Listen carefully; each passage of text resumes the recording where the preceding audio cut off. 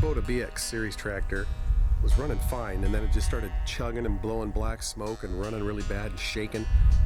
Wasn't sure what that was about. It kind of self-resolved. I was able to finish the job of mowing the field. When I went to restart it, several days later, I could not get it to start. So I did what anybody else probably would do. Started out with changing the fuel filters on it, made sure I had a full tank of gas, fuel. And after changing the fuel filters, I still couldn't get it to start. So I undid this connection here on the injector pump, and I seemed to bleed it, and it seemed to start working okay. And then I took off up the hill to mow, and I got to the top of the hill, and it chugged out again. Wasn't running, barely made it back down, pointing downhill, and it started running again. Went back up the hill, it died again. So I got to thinking, I'm getting fuel, but when I go uphill, I lose fuel. So I'm wondering if I'm only being gravity fed. So I went to test it and turned the key on, and I wanted to see if fuel was going to come out of this line. Right there, that line there. Turn the key on, nothing. Next step was to take the fuel line off the back of that silver fuel pump to see if it had flow, and I did. Then the next thing I had to do was turn the key on and see if fuel came out of that pump.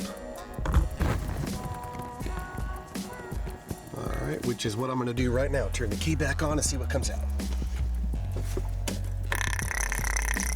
Should be a lot of fuel coming out there, but as you can see, just dribbles. Nothing much. So that's the problem. Need a new fuel pump.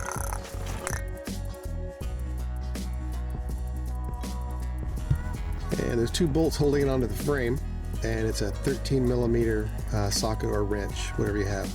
Then you're gonna have to contend with that hose coming from the fuel tank. As soon as you take that off, it's gonna start pouring out of there.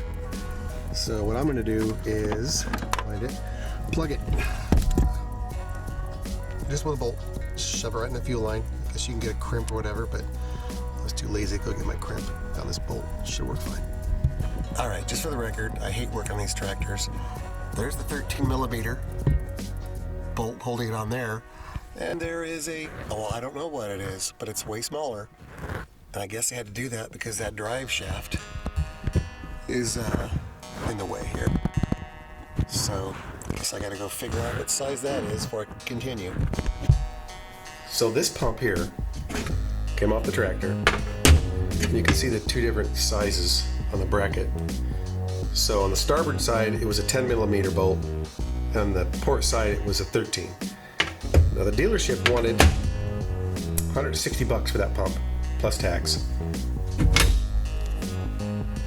Amazon, $13, and pretty good reviews.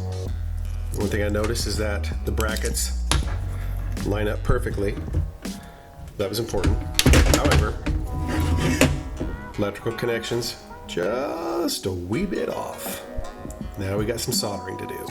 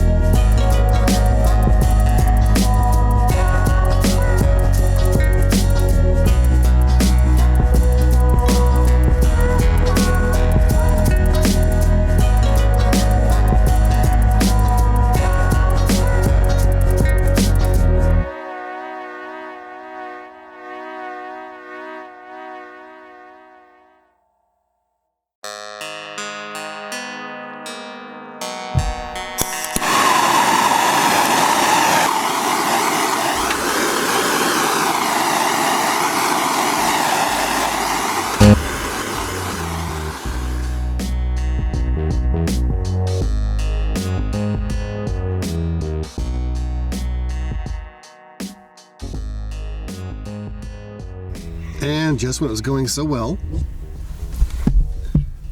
the bolt that came out of the original one will not fit in the new bracket.